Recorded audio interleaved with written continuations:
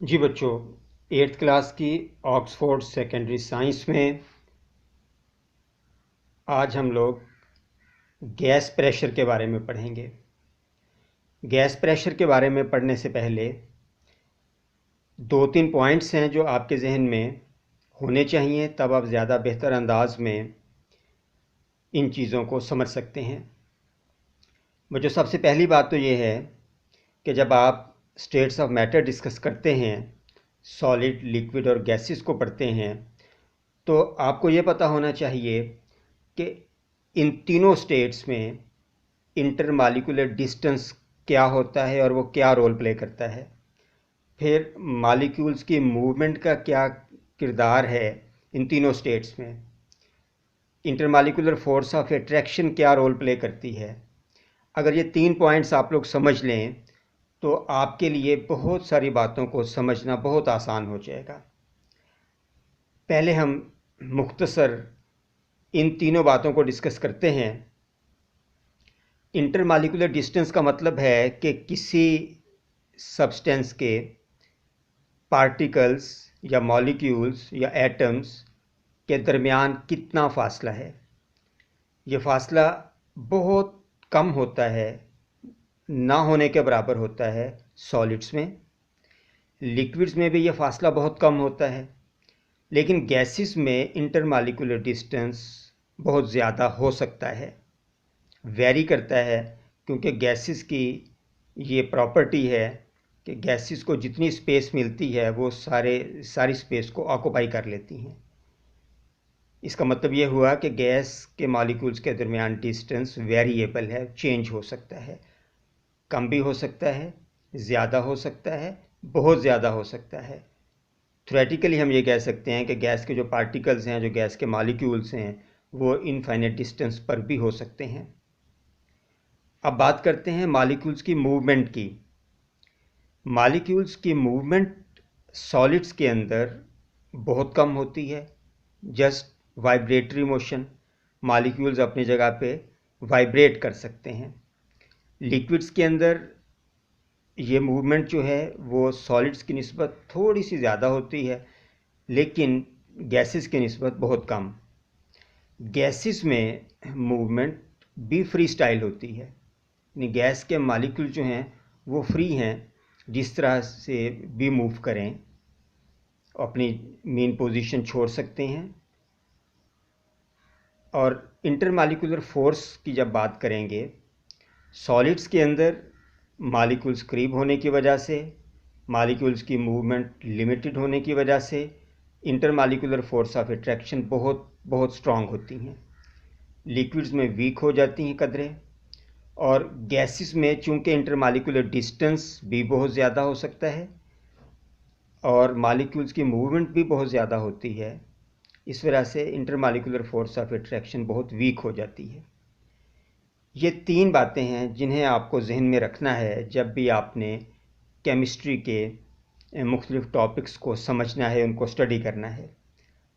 अब आज का चूँकि हमारा टॉपिक है वो गैस के प्रेशर के बारे में है, तो इन्हीं तीनों बातों की मदद से, ख़ास तौर पे इंटरमालिकुलर डिस्टेंस और मॉलिक्यूल्स की मूवमेंट की वजह से, हम इस टॉपिक को समझने की कोशिश करेंगे।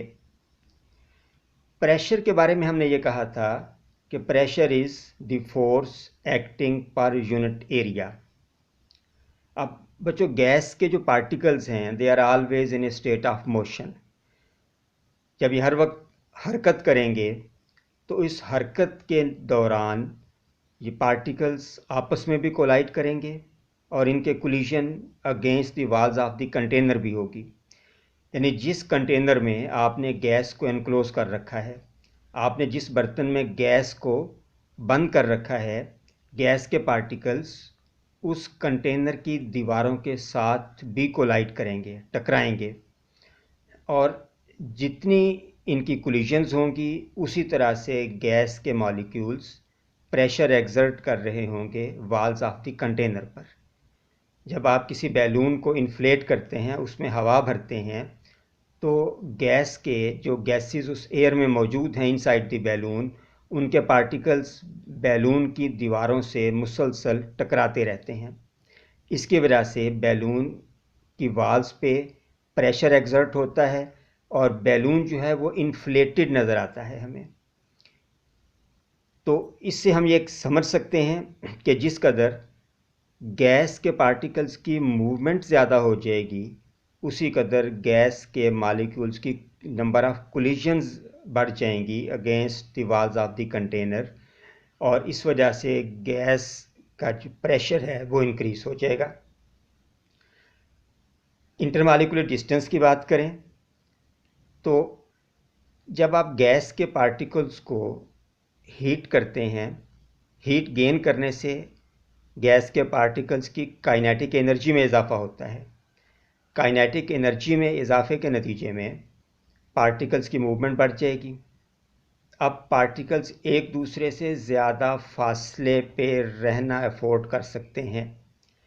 जैसे जैसे गैस के पार्टिकल्स के दरमियान फासला बढ़ेगा, हम कहेंगे गैस का वॉल्यूम बढ़ रहा है, गैस एक्सपेंड हो रही है। तो हम ये कह सकते हैं कि अगर गैस के मॉलिक्यूल्स के दरमियान फासला बढ़ जाए, अगर गैस के पार्टिकल्स की मूवमेंट में इजाफा हो जाए, तो इससे गैस एक्सपेंड करती है। सपोज गैस को एक्सपेंड होने के लिए स्पेस अवेलेबल ना हो, आपने गैस को किसी ऐसे कंटेनर में एनक्लोज कर रखा है जिस पे फिक्स्ड पिस्टन लगा हुआ है, जो बिल्कुल क्लोज्ड कंटेनर है, जिसमें वॉल्यूम में इजाफे का इम्कान नहीं है। तो जब कंटेनर का वॉल्यूम इंक्रीज़ नहीं करेगा तो जाहिर बात है गैस का वॉल्यूम भी इंक्रीज़ नहीं करेगा। ऐसी सूरत में गैस को हीट करने के नतीजे में गैस के मॉलिक्यूल्स की नंबर ऑफ कोलिजन्स बढ़ने से गैस का प्रेशर इंक्रीज़ होता जाएगा against the walls of the container. इसको फिर समझिए, अगर आप गैस को हीट करते हैं तो पहला इफ़ेक्ट ये होगा कि गैस मॉलिक्यूल्स की काइनेटिक एनर्जी बढ़ने से उनके दरमियान मॉलिक्यूल्स के दरमियान फासला इंक्रीज़ होगा, gas should expand, gas expand होगी। लेकिन अगर आपने गैस को एक ऐसे कंटेनर में एनक्लोज कर रखा है जहां एक्सपेंशन पॉसिबल नहीं है, जहां वॉल्यूम बढ़ नहीं सकता, ना कंटेनर का ना गैस का, तो रिज़ल्ट क्या होगा? ऐसी सूरत में गैस का प्रेशर इंक्रीज़ होना शुरू हो जाएगा, और ये उस वक्त होगा जब आप गैस को हीट कर रहे हैं। सपोज आप गैस को हीट नहीं कर रहे, बल्कि आप गैस में से हीट विदड्रॉ कर रहे हैं, गैस को आप कूलिंग की तरफ लेके जा रहे हैं। तो जब गैस में कूलिंग प्रोड्यूस करेंगे तो इसके असरात क्या होंगे? मॉलिक्यूल्स की काइनेटिक एनर्जी कम होगी। जब मॉलिक्यूल्स की काइनेटिक एनर्जी कम होगी तो मॉलिक्यूल्स की मूवमेंट स्लो डाउन हो जाएगी। मैं आपको याद करवा दूं, इससे पहले आप लोग ये बात पढ़ चुके हैं कि गैस के मॉलिक्यूल्स के टेम्परेचर और उनकी काइनेटिक एनर्जी में क्या रिलेशन है। किसी भी सब्सटेंस का टेम्परेचर उसके पार्टिकल्स की एवरेज काइनेटिक एनर्जी का इजहार होता है, और हीट जो है किसी भी सब्सटेंस की, वो उसके पार्टिकल्स की काइनेटिक एनर्जी का सम होती है। गोया अगर काइनेटिक एनर्जी बढ़ रही है तो हीट भी बढ़ रही है, टेम्परेचर भी बढ़ रहा है। इसलिए हम ये कहते हैं कि जब हम किसी गैस को हीट करते हैं तो हम उसकी काइनेटिक एनर्जी बढ़ा रहे होते हैं, उसके पार्टिकल्स की काइनेटिक एनर्जी में इजाफा कर रहे होते हैं। काइनेटिक एनर्जी में होने वाले इस इजाफे के नतीजे में गैस के पार्टिकल्स की मूवमेंट बढ़ जाती है, और अगर काइनेटिक एनर्जी कम कर दी जाए, यानी हम गैस में कूलिंग प्रोड्यूस करें, काइनेटिक एनर्जी कम हो जाए, तो गैस के पार्टिकल स्लो डाउन होना शुरू हो जाएंगे। इसके नतीजे में गैस के मॉलिक्यूल्स के दरमियान इंटरमॉलिक्यूलर डिस्टेंस जो है वो कम होना शुरू होगा। गोया अब गैस कॉन्ट्रैक्ट कर रही है, गैस सिकुड़ रही है कूलिंग के नतीजे में। बच्चों, ये पॉइंट्स अगर आपके जहन में हैं तो हम आसानी से इस बात को समझ सकते हैं कि गैस प्रेशर क्या होता है।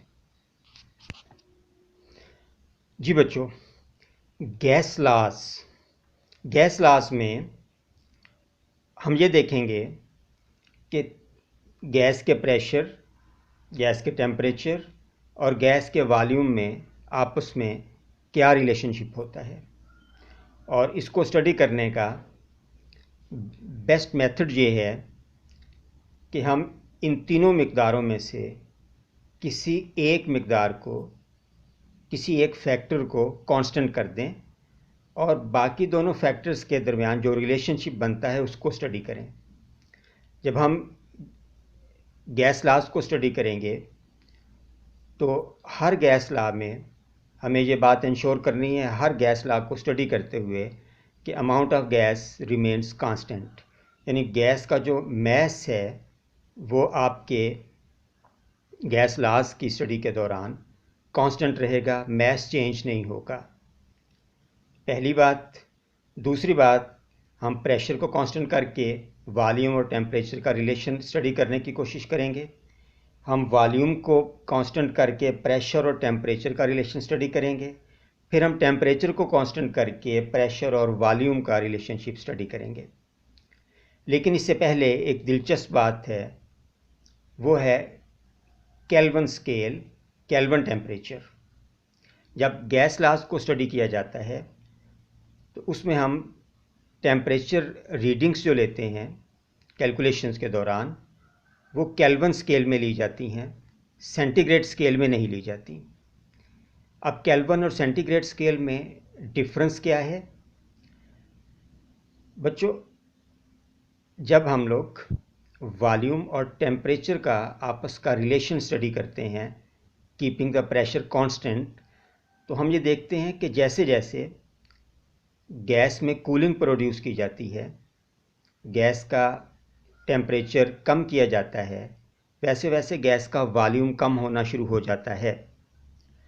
तो अगर हम इस कूलिंग प्रोसेस को कंटिन्यू रखें तो हम ये एज्यूम करते हैं कि एक ऐसा टेम्परेचर भी आएगा जिस पे गैस का वॉल्यूम कम होते होते होते ज़ीरो हो जाएगा।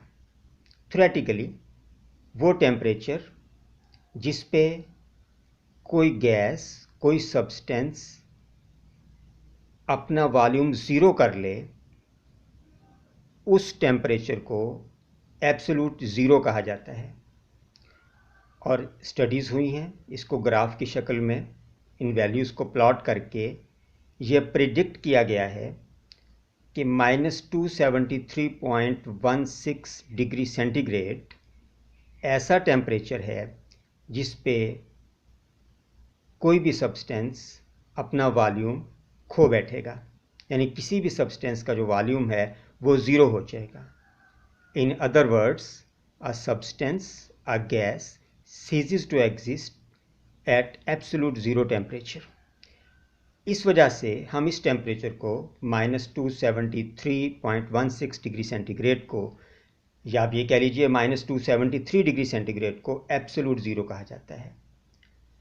और इस टेम्परेचर को ज़ीरो मानते हुए एक स्केल डिज़ाइन की गई जिसको केल्विन स्केल कहा जाता है। तो पहला डिफरेंस केल्विन और सेंटीग्रेड स्केल का ये है कि सेंटीग्रेड स्केल का जो ज़ीरो है वो आपको पता है फ्रीजिंग पॉइंट ऑफ वाटर है, जहाँ वाटर आइस में कन्वर्ट हो जाए, जहाँ आइस वाटर में कन्वर्ट होना शुरू हो जाए, वो टेम्परेचर इसका सेंटीग्रेड स्केल का ज़ीरो है। केल्विन का ज़ीरो -273 डिग्री सेंटीग्रेड है। इसके बाद अगर आप बात करें कि 0 डिग्री सेंटीग्रेड पे केल्विन टेम्परेचर क्या होगा, -273 डिग्री सेंटीग्रेड पे केल्विन का ज़ीरो होता है।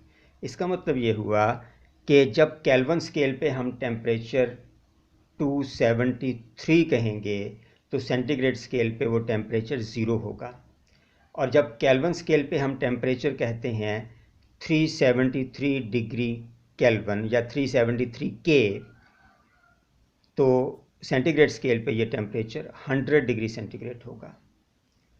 तो केल्विन स्केल में आपने तमाम रीडिंग्स लेना होती हैं गैस लॉस को स्टडी करते हुए।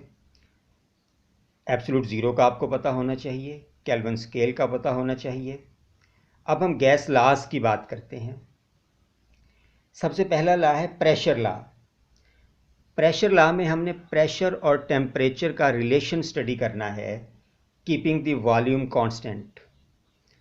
वॉल्यूम कैसे कांस्टेंट रखेंगे? आपने गैस को किसी ऐसे कंटेनर में एनक्लोज कर लिया जिसका वॉल्यूम चेंज नहीं हो सकता, जिसके ऊपर आपने फिक्स्ड पिस्टन लगा दिया। सपोज जब कंटेनर का वॉल्यूम चेंज नहीं होगा तो गैस का वॉल्यूम चेंज नहीं होगा। ऐसी सूरत में जब आप गैस को हीट करेंगे, टेम्परेचर इंक्रीज़ करेंगे, तो गैस का प्रेशर इंक्रीज़ हो जाएगा। क्यों इंक्रीज़ हो जाएगा? बिल्कुल स्टार्ट में हमने ये बात डिस्कस की थी कि मॉलिक्यूल्स की नंबर ऑफ कोलिजन्स इंक्रीज़ हो जाएंगी against the wall of the container, which leads to the increase in pressure.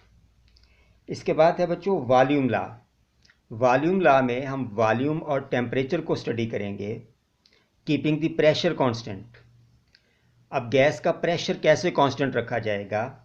Gas को एक ऐसे वॉल्यूम में एनक्लोज कर लिया जाए, एक ऐसे कंटेनर में गैस को एनक्लोज कर लिया जाए जिस पे मूवेबल पिस्टन लगा हुआ है, यानी ऐसा पिस्टन जो मूव कर सकता है। इससे प्रेशर को मेंटेन रखा जा सकता है। तो ऐसी सूरत में जब हम गैस का टेम्परेचर इंक्रीज़ करेंगे तो प्रेशर कांस्टेंट रखते हुए गैस का वॉल्यूम इंक्रीज़ हो जाएगा। ऐसा क्यों होगा?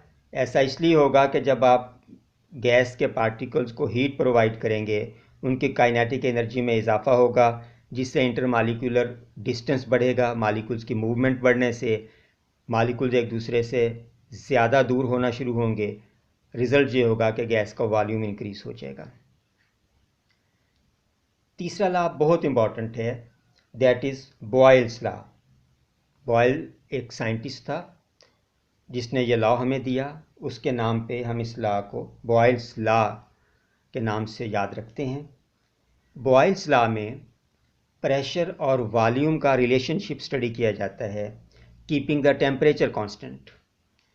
यानी हम ये बात इंश्योर करेंगे कि इस प्रैक्टिकल के दौरान इस लॉ को अप्लाई करते हुए गैस के सैंपल का टेम्परेचर इंक्रीज ना हो। इस सूरत में ये देखा गया कि प्रेशर और वॉल्यूम एक दूसरे के इन्वर्सली प्रोपोर्शनल हैं। इन्वर्सली प्रोपोर्शनल का मतलब ये है कि जब हम गैस पे प्रेशर इंक्रीज़ करेंगे तो उसका वॉल्यूम डिक्रीज़ हो जाएगा। अगर आप गैस का प्रेशर डबल कर देंगे तो गैस का वॉल्यूम 1/2 रह जाएगा, एंड वाइस वर्सा। अगर आप गैस का प्रेशर कम कर देंगे तो गैस का वॉल्यूम इंक्रीज़ कर जाएगा। जब भी दो मिकदारों के दरमियान रिलेशन डायरेक्टली प्रोपोर्शनल का होगा तो एक चीज़ की वैल्यू बढ़ाने से दूसरी चीज़ की वैल्यू भी उसी प्रोपोर्शन से बढ़ जाएगी। और जब रिलेशनशिप इन्वर्सली प्रोपोर्शनल वाला होगा तो एक चीज़ की वैल्यू बढ़ाने से दूसरी चीज़ की वैल्यू घट जाएगी। इसको अगर हम रिपीट करें तो हम ये कहेंगे कि प्रेशर लॉ में हम प्रेशर और टेम्परेचर को स्टडी करते हैं, कीपिंग द वॉल्यूम कांस्टेंट, और रिलेशनशिप बनता है P is directly proportional to T। Pressure is directly proportional to temperature while keeping the volume constant. और वॉल्यूम लॉ में हम वॉल्यूम और टेम्परेचर को स्टडी करते हैं प्रेशर को कांस्टेंट रखते हुए। और इस लॉ में हमें यह पता चलता है कि volume is directly proportional to temperature provided the pressure is kept constant. अगर हम टेम्परेचर बढ़ाएंगे वॉल्यूम बढ़ जाएगा, गैस एक्सपेंड हो जाएगी। तीसरे लॉ में हमने प्रेशर और वॉल्यूम को स्टडी किया, कीपिंग द टेम्परेचर कांस्टेंट। इसका मतलब ये है कि अगर टेम्परेचर चेंज ना हो तो प्रेशर और वॉल्यूम एक दूसरे के इन्वर्सली प्रोपोर्शनल हैं। प्रेशर इंक्रीज़ करने से गैस का वॉल्यूम कम हो जाएगा और प्रेशर डिक्रीज़ करने से गैस का वॉल्यूम इंक्रीज़ हो जाएगा। और प्रेशर को आपको पता है कि पास्कल में मेजर किया जाता है। अगर ज़्यादा प्रेशर होगा तो हम पास्कल की बड़ी यूनिट किलो पास्कल यूज़ करते हैं, KPa। 1 kilo is equal to 1000। यानी जब हम बात करते हैं 1 किलो पास्कल की तो इसका मतलब ये होगा कि जो प्रेशर है गैस का दैट इज़ 1000 पास्कल। बच्चों ये आपकी आज की क्लास है। आई होप कि अब आप गैस के प्रेशर को, गैस लॉस को, केल्विन स्केल को और एब्सोल्यूट ज़ीरो को बेहतर अंदाज में समझने की पोजीशन में होंगे। अगर किसी बात की समझ नहीं आई तो आप कमेंट्स में मुझे बता दीजिए। नेक्स्ट क्लास में हम एक और बहुत इंटरेस्टिंग और इम्पॉर्टेंट टॉपिक डिस्कस करेंगे, दैट इज़ एरोसोल्स। फिर मिलते हैं।